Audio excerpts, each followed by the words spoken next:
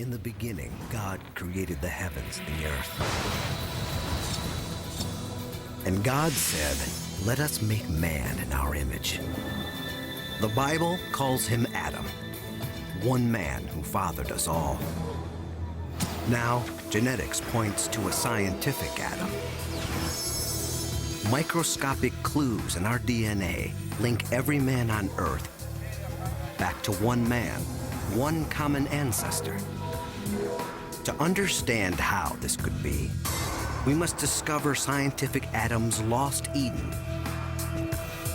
enter his world, and look him in the eye. At an unexpected crossroads of Bible and biology, we're headed on a search for Adam. We've all seen DNA testing solve crimes or prove that someone has fathered a child. Now on Explorer, we'll follow a genetic trail deep into the past to solve one of the great questions of all time. Was there an Adam, a forefather to us all? Incredibly, science and religion both say yes. We'll discover where he came from, how he might have lived, and even what he might really have looked like. The power of DNA takes us on a search for Adam.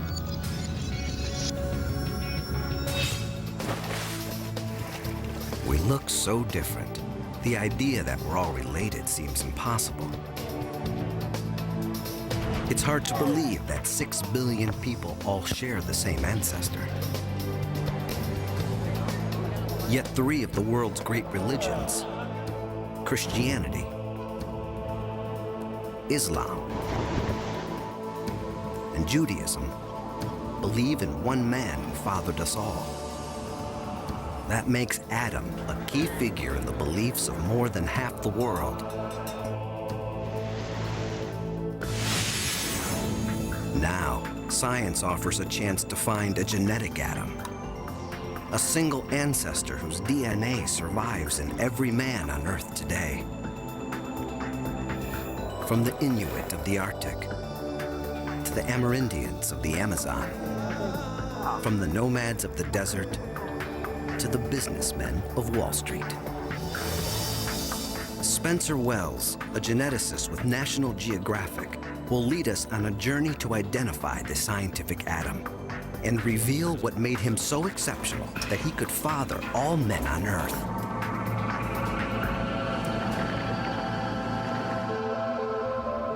But how do you unravel a chain so many generations long? A chain that leads all the way to the roots of humanity's family tree. I really need a tool, a kind of time machine to allow me to do that, a genetic time machine. Geneticists have developed just such a tool. A way to follow DNA trails deep into the past. Our search for Adam will uncover genetic secrets of an unexpected cast of characters. One of the greatest warriors in history. One of America's founding fathers. Even an Ethiopian prince who claims to be descended from an ancient biblical king. What links these men to scientific Adam? Their DNA. Most of our DNA is a jumble from all our ancestors. It's what makes each of us unique. But there's a section of our genetic code that stays almost constant. The Y chromosome, the special piece of DNA that only men have. It's passed virtually unchanged from father to son, like a family name. The Y chromosome links the men of today with the men who lived in the past. This tiny piece of DNA allows us to travel back in time through humanity's history. These days, we use DNA to test whether a man is the biological father of a child. Could it really link the billions of men alive today back to one ancestor? Wells believes the answer is yes. That the Y chromosome can trace the origins of men from all over the world. From Africa to America, all the branches on the tree join up in one trunk. The Y chromosome links men today back to their common ancestors.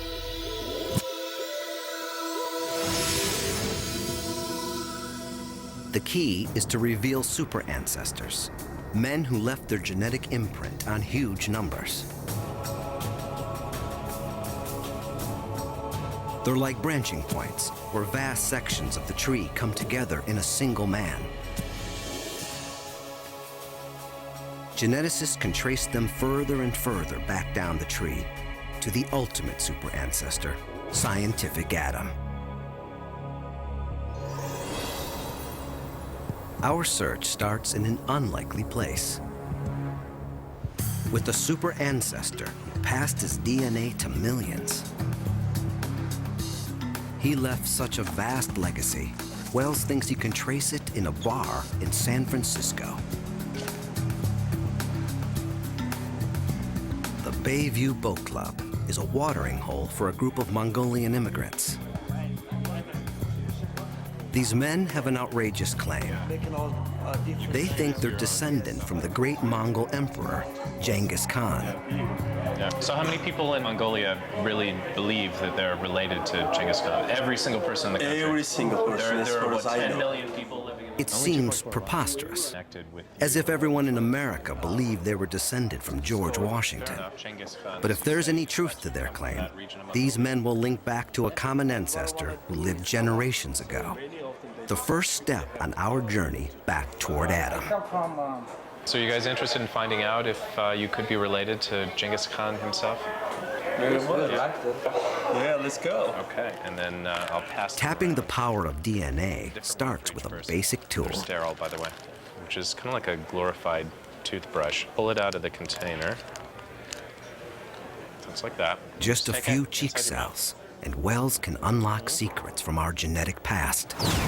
Bit at the end With a pops. simple swipe, Wells hopes to trace these men all the way back to a famous warrior who lived 800 years ago and thousands of miles away.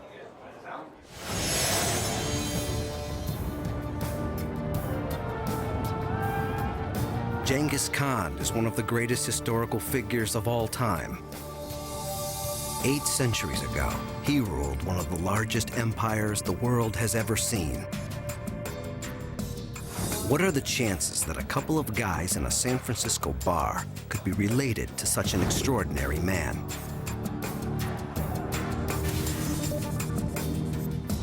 Machines analyze the Mongolians' DNA, looking for traces on the Y chromosome that could link them to Genghis Khan. The odds against finding a connection seem astronomical.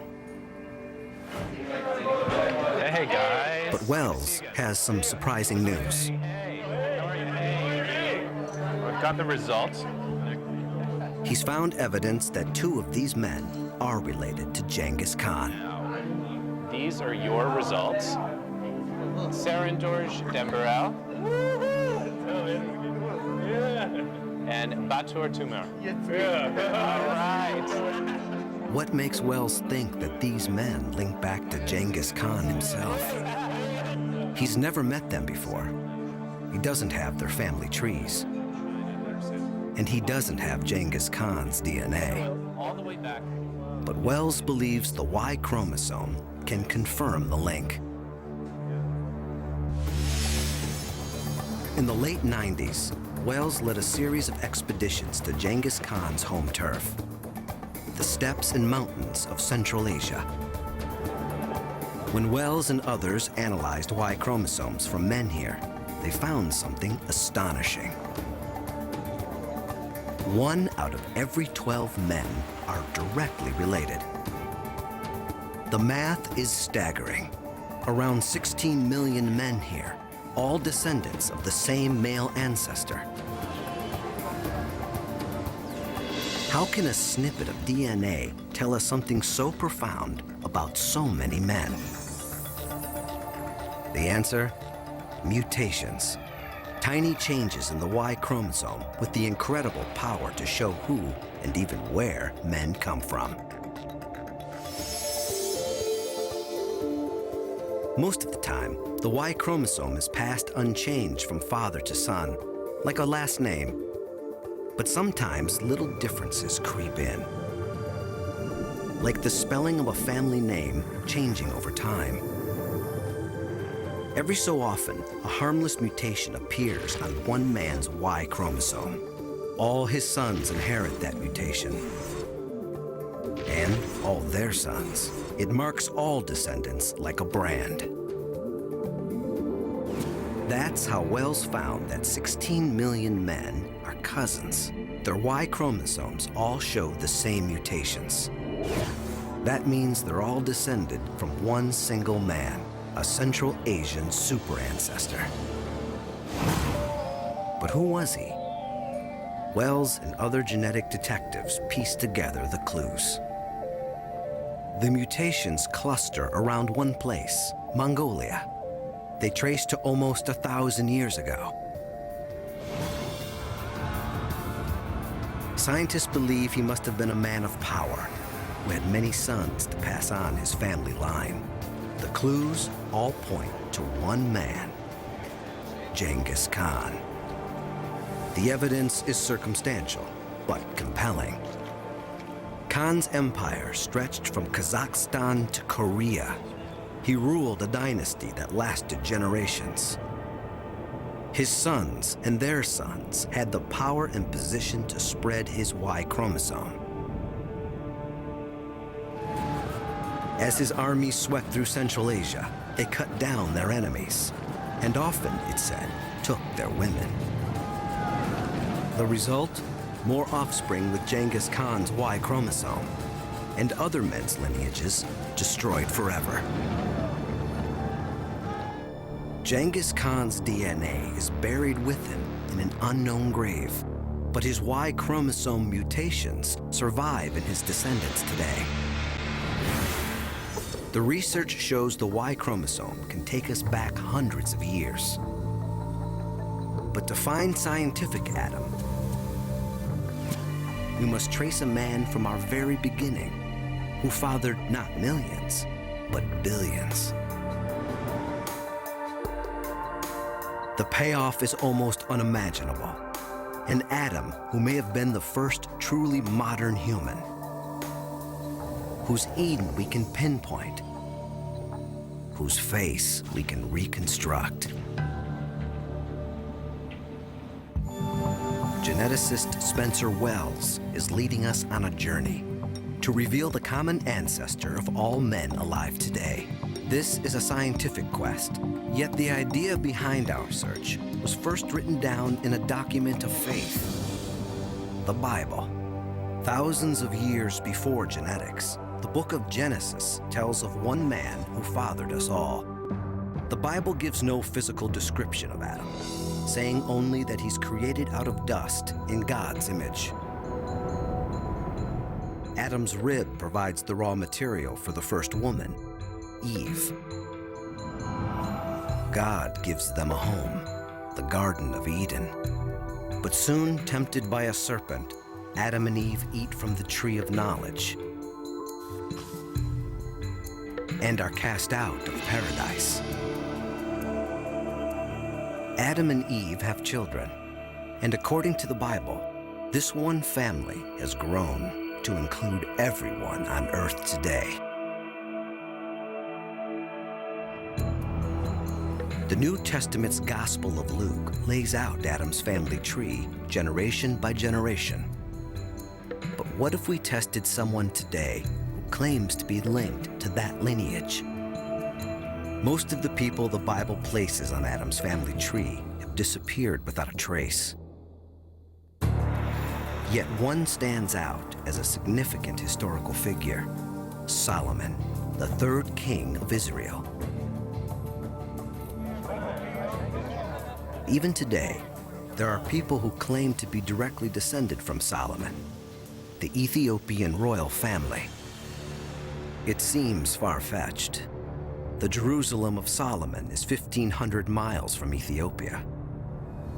But the Ethiopians claim to have an extraordinary piece of physical evidence that ties them to the Holy Land.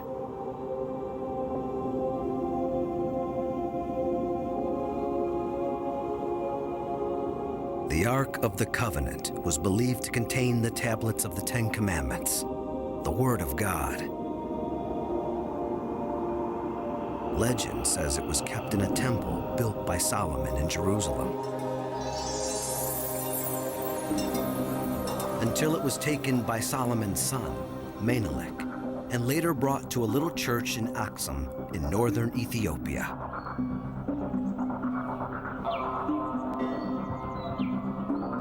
Today, the Ethiopian royal family claims direct descent from Menelik, and so from Solomon. If that's true, their family tree connects directly to the biblical lineage of Adam.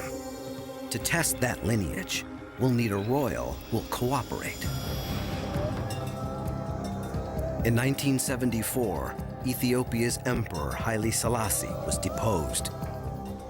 The royal family fled into exile. We tracked down a prince who agreed to participate in our search on one condition: we can't reveal his identity. He wants to avoid accusations that he's using his link to Solomon to reclaim the throne.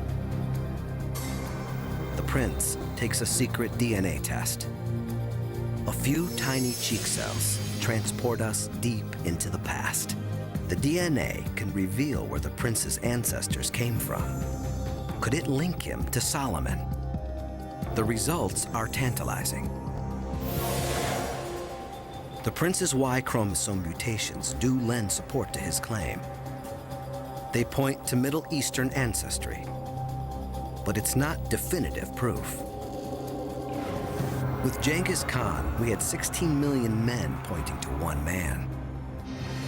With Solomon, we may have one Ethiopian prince. There's simply not enough evidence to go on.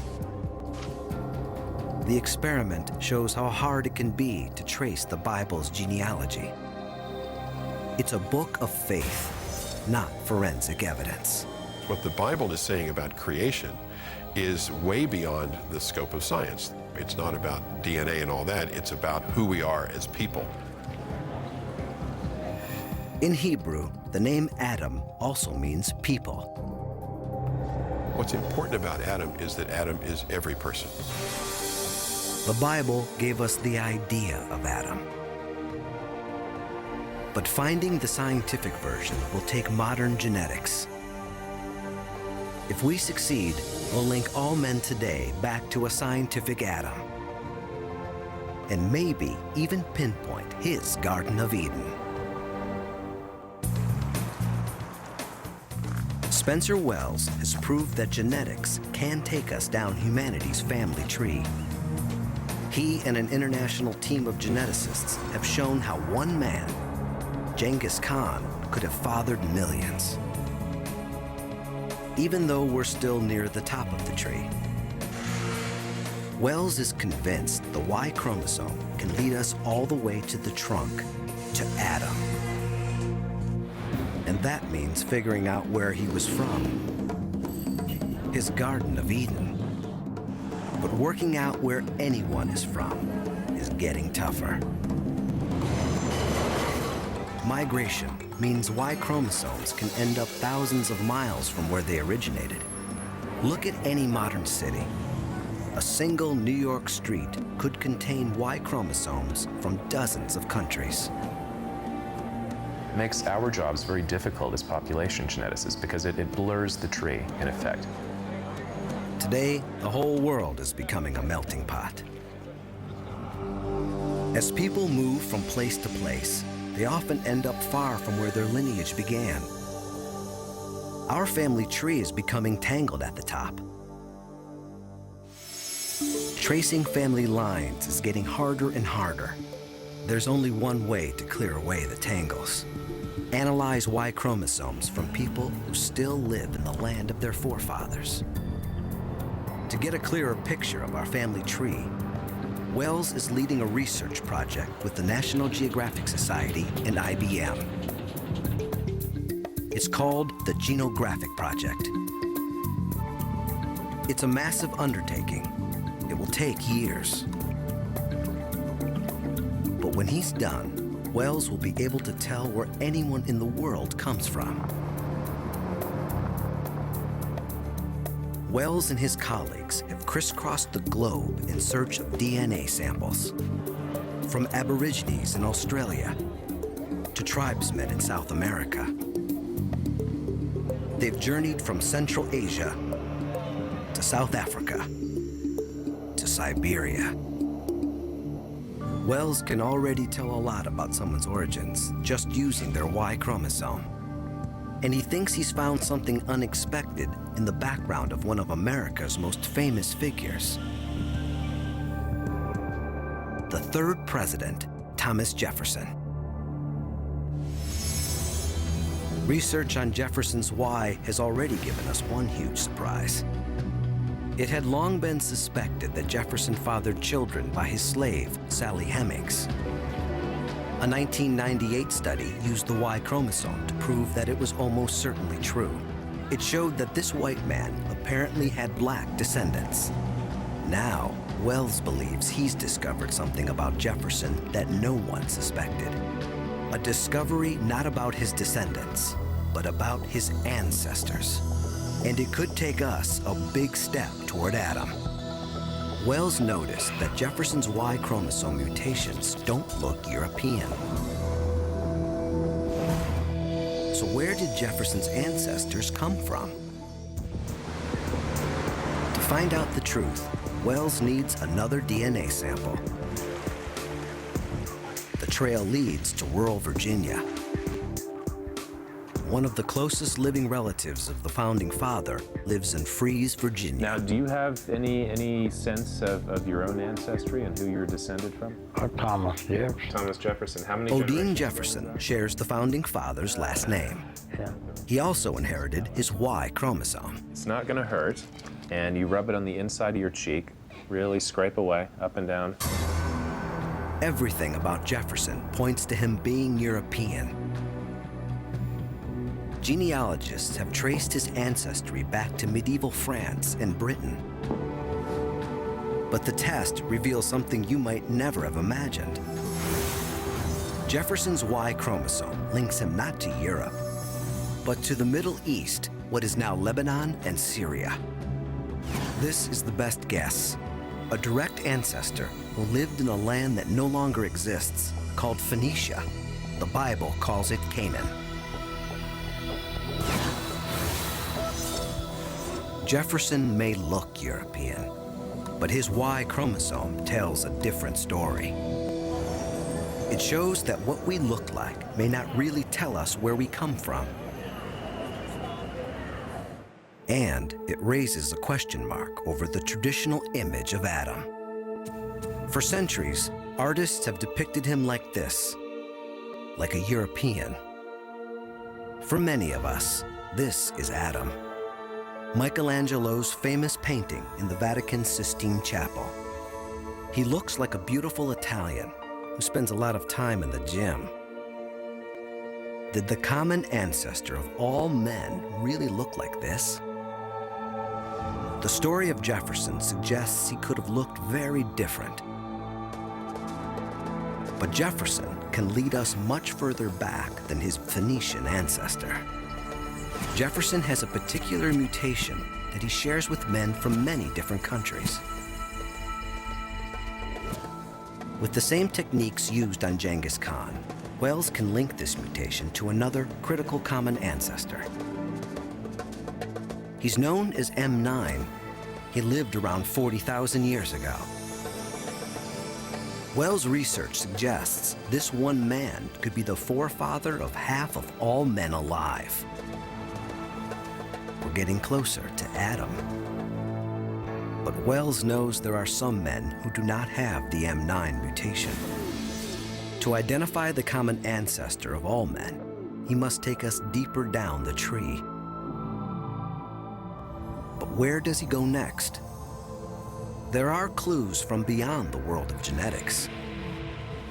It's evidence you can touch. Evidence from bones. Before the powerful new tools of DNA, our picture of humanity's past came almost entirely from fossils.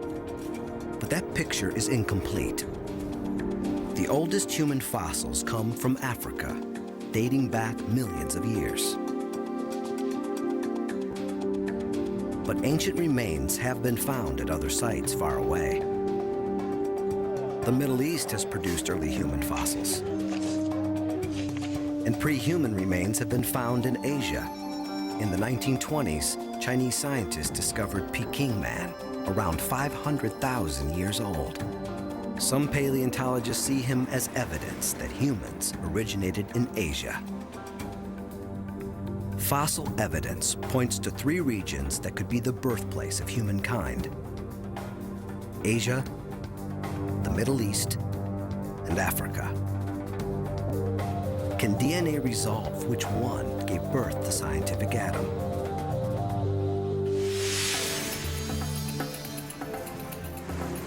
Wells wants to find a place where people from all 3 regions intersect. A study of historical trading routes offers a likely candidate. Off the coast of Kenya, the tiny island of Pate.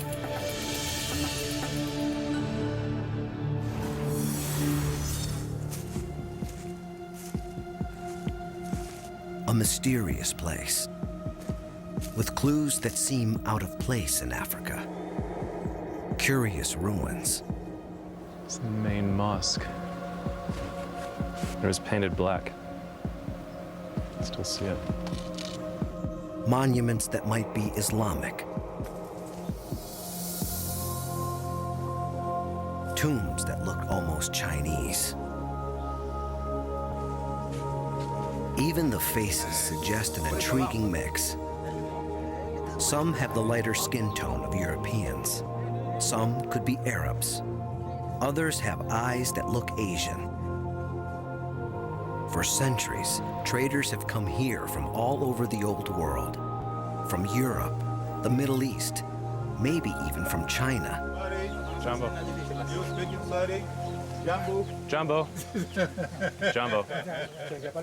History has created a genetic melting pot. And by taking a sample of your DNA, of your genes, we can say something about the people you're related to in the past, your ancestors. If the Y chromosomes here lead to a common ancestor for all these ethnic groups, they could lead us to Adam. If you could open your mouth. Wells takes samples from 25 local men. Right. Thank you. Okay. You could open your mouth. Where was your mother born? Here. DNA analysis proves there are men on Pate from all over the place, Great. Thank you. with ancestors from Africa, Europe, Arabia, India, and the Fertile Crescent of the Middle East. There is more genetic variation on this tiny island of Pate than in many countries. And the samples show something critical. They point to a new super ancestor.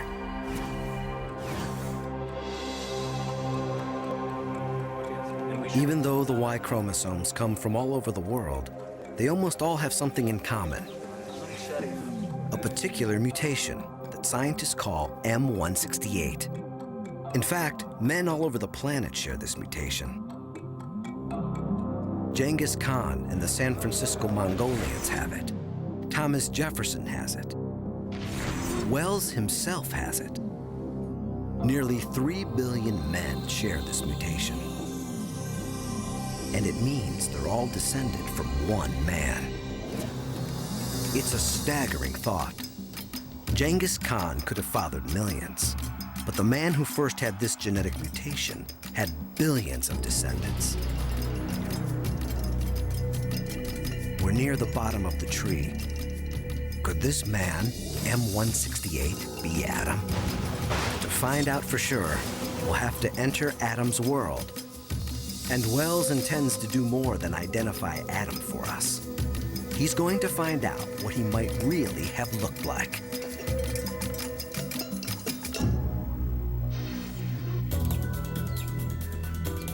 Geneticists have used the Y chromosome to identify a key common ancestor.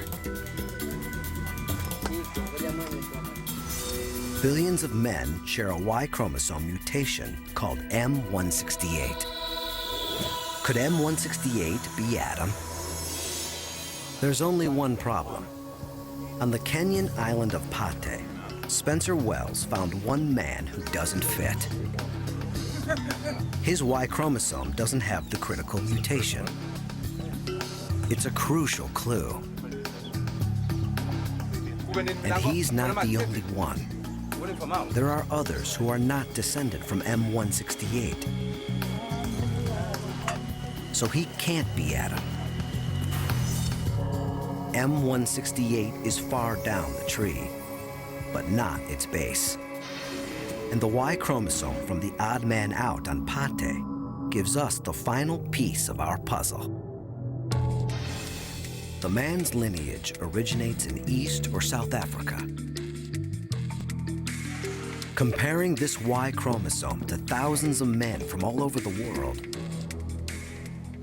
reveals a critical discovery. These mutations, originating in Africa, appear on every Y chromosome in every man in the world today. These are the universal mutations we've been looking for. We've followed the DNA trail all the way to the bottom of the tree. Every branch leads to one man, one Y chromosome. There must have been one man who gave rise to all men alive today. He is the ultimate super ancestor. He is Scientific Adam. One of his descendants was M168. He was the forefather of the ancient Middle Eastern ancestor of Thomas Jefferson. He gave rise to Genghis Khan's Y chromosome. In fact, all the Y chromosomes in the world trace back to this one African man. He is Scientific Adam.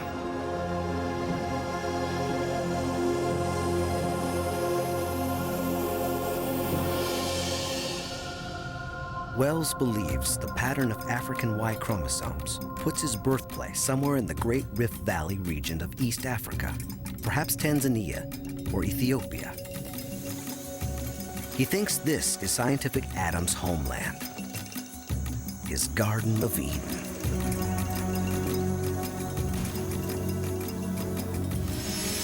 Genetics can date the ancient Y chromosome mutations to calculate the age of Scientific Adam.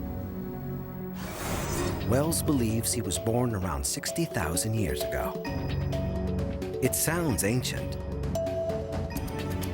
but it means our search for a common ancestor has not led us all the way back to a time of ape men, or even to primitive beings like Homo erectus.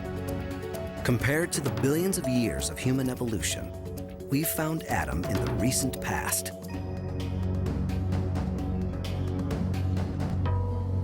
Wells knows Scientific Adam existed when he lived, even where he might have come from. But who was he? What made him the super ancestor of all men today? And what did he look like? The Adam that's emerging is not who we might have thought. Michelangelo's famous painting shows God giving life to a European. The critical discoveries of where and when Adam lived prove he could not have looked like this. For the first time, it's possible to paint a new portrait of Adam based on science. Facial reconstructions have shown what other ancient humans might have looked like. We have images of earlier beings, like Homo erectus, and the ancient pre-human known as Lucy. These faces are all based on fossil skulls, but there are no intact skulls from Adam's time.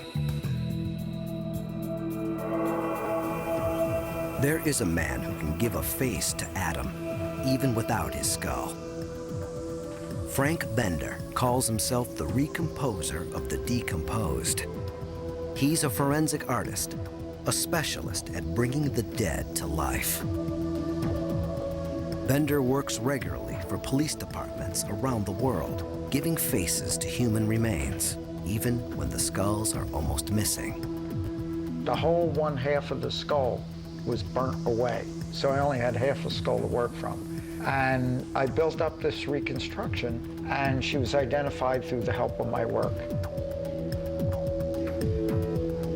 Now, Bender will use this talent to bring Adam to life. Adam's skull is missing. But Bender will base his reconstruction on the closest skull he can find. And that brings him to the American Museum of Natural History in New York City. Gary Sawyer is an expert on reconstructing prehistoric faces.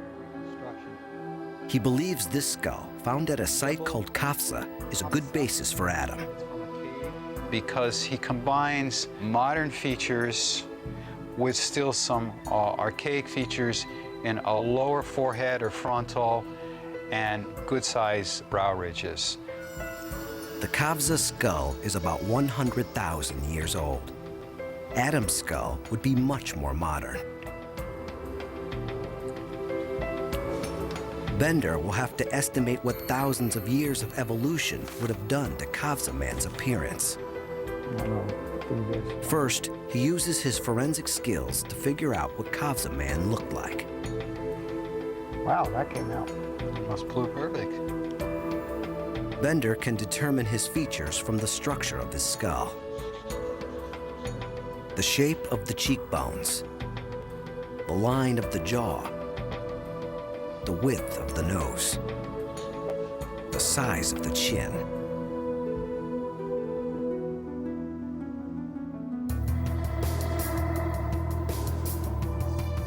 Kafza man is 100,000 years old. To construct a face for Adam, Bender has to update this portrait by 40,000 years. As humans evolved, the shape of our skulls changed. Brow ridges shrank. The forehead became more vertical, the chin more prominent. Adam should be almost halfway between this ancient man and humans like us. Bender needs to find that midpoint. He needs a modern face to compare to the ancient skull. But not just any face. He wants someone whose lineage traces most directly back to Adam. Wells knows where to look. In East Africa is a little-known tribe called the Hadzabe. Spencer, Dano. Their DNA links them almost straight back to Adam. They give us a glimpse into his world. And they point to what Adam could have looked like. Scientific Adam should be a midpoint between the ancient Kafza face and one of these faces. Like the Hadza chief Julius Hendaya Ne Ume. But how do you blend the two? To do this accurately, Bender turns to technology developed for security applications like anti-terrorism.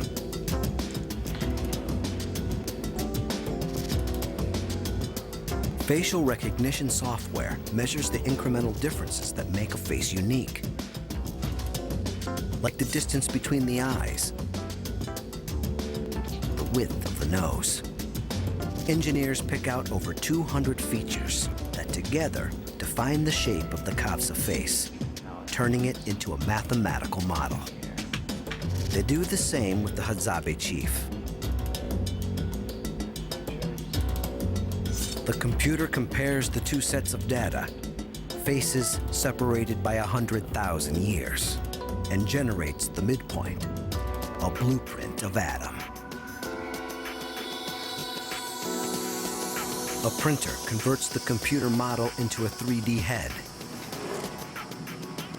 Layer by paper-thin layer, the head emerges.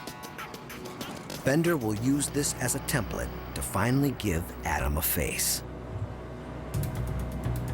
But the Hadzabe can do more than show what scientific Adam might have looked like.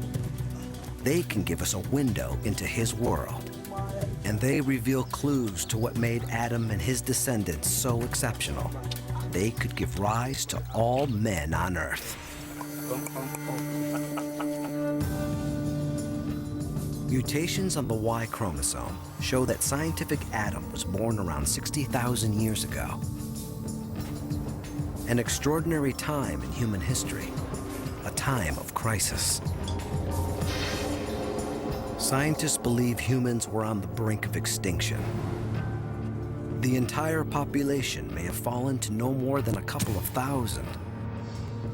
But from this moment of peril, humans begin an astonishing rise.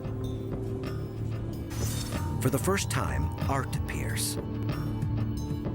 Tools become much more advanced.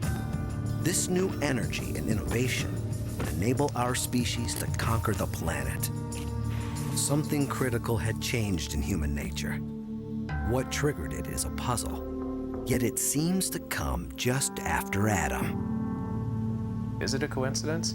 I don't know. Maybe it is, but it's also possible that Adam was the one who set in motion these changes. How could one man change his whole species? Wells has a theory. It's cutting edge and highly controversial. He believes Adam may have been the first man with the ability to think as we do. The first truly modern man. If Wells had his way, he'd go back in time to find out. The ancient Hadzabe tribe in Tanzania may offer the next best thing, a window into Adam's world. As people, the Hadzabe are as modern as any of us. But as a society, they've chosen to retain the lifestyle of the earliest modern humans, the lifestyle of Adam. The Hadzabe are hunter-gatherers.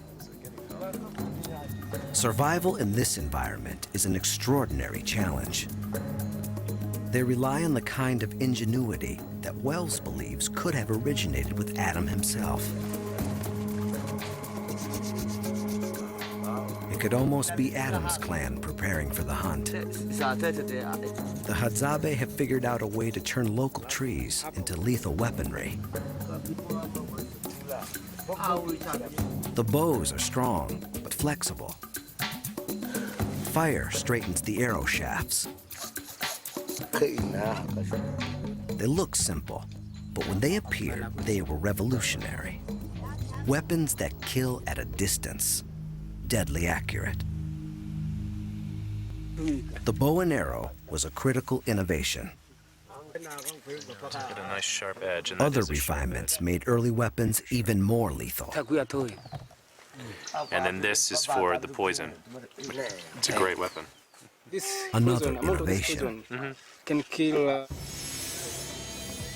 The Hadzabe set out, just as Adam and his sons may have done, to pit their weapons and their brains against their prey.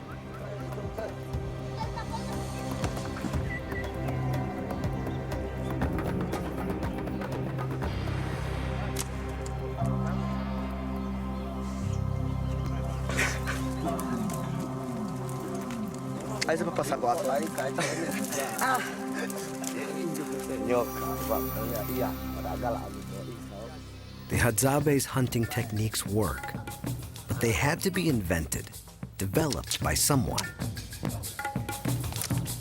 Someone with the insight to go beyond the techniques used by the people before. And Wells believes it may have been Adam himself who first showed this intelligence. A culture of innovation is one key to the success of our species. But what amplifies this genius is another unique skill: language. Wells believes Adam may have had a brand new ability to use complex speech. Astonishingly, the Hadzabe could show us how Adam spoke. What? What? What? What? Tisha? Bogo. Bogo. What? What? Simba. Simba, lion. Mokoi? They speak one of the most intricate languages on Earth. Tembo. Tembo. Along with regular consonants, they use a chorus of clicks. Sasa kote kobu sasa tang akita.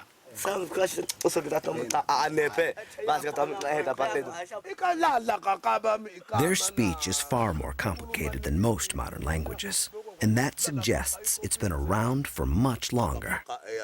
English has around 30 different sounds. Click languages can have over 100.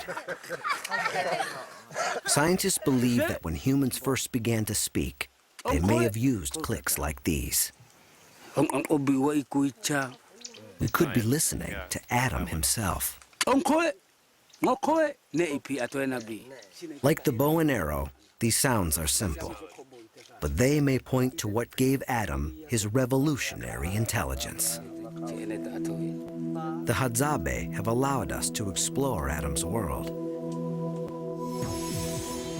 Now Frank Bender can show us what he might have looked like.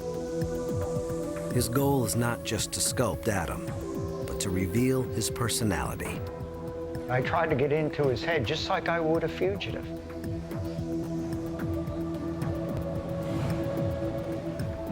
Intuition is the binder between art and science. It's the part that pulls it all together and gives it that life, that spark. I picture him very much alive and with a lot of the basic feelings that we have today. Confidence one point, insecurity at another. Finally, Wells comes face to face with the man he's been searching for. A new portrait of the common ancestor of every man today. Adam.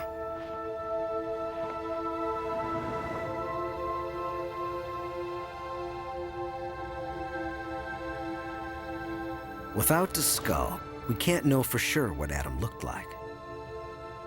But a combination of genetic evidence, Bender's forensic skills, and cutting-edge computer software suggest he looks something like this. Thousands of years after the Bible, and hundreds of years after Michelangelo, we have a whole new face for Adam. I like the expression. He's got a very forceful look. You know, he's intent on something, maybe taking over the world. You know, you begin to get perhaps an insight into why these guys won out and why this guy's our ancestor. Science can't tell for sure what set Adam apart. There were other men who lived alongside him. But over the centuries, all the other men's lines died out.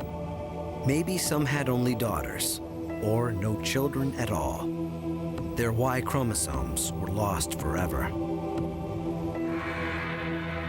Only Adam's lineage survives. Here's how Adam could have become our ultimate super ancestor. Sometime around 60,000 years ago, Adam is born. He's a fast learner, and in time, he proves himself as a leader of his tribe. His command of language sets him apart.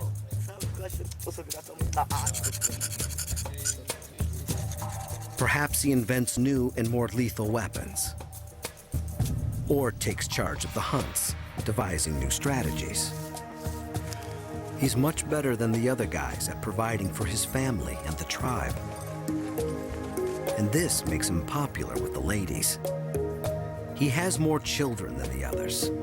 His sons inherit not just his smarts, but of course his Y chromosome. Like Genghis Khan and his sons, Adam's Y chromosome begins to spread through the population, and Adam's intelligence gives his sons the ability to leave Africa and populate the world. Around 50,000 years ago, we start to expand out of Africa. Some populations start to leave around that time, and very rapidly, they reach places as far afield as Australia, perhaps within a couple of thousand years. A couple of thousand years is like the blink of an eye. And Wells can trace it all back to one scientific Adam. This is not the man God creates in the book of Genesis. But now, thousands of years after the Bible was written, science has confirmed the essence of its story. There was one man whose DNA survives in every man on Earth today. His Garden of Eden was likely East Africa. Other humans came before him, but only after him did we become truly modern. Scientific Adam unites all men today, from Bono to Nelson Mandela, from Tiger Woods to David Beckham, from Osama bin Laden to the Dalai Lama. Effectively, we're all members of an extended family. We're all really cousins. And some believe that's the message of Genesis, too. Adam represents all of us, and that's what makes him important. Not Adam individually, but the fact that Adam is every individual. We are all Adam. In finding scientific Adam, the Y chromosome has not just united all men. It has found common ground between the worlds of science and faith.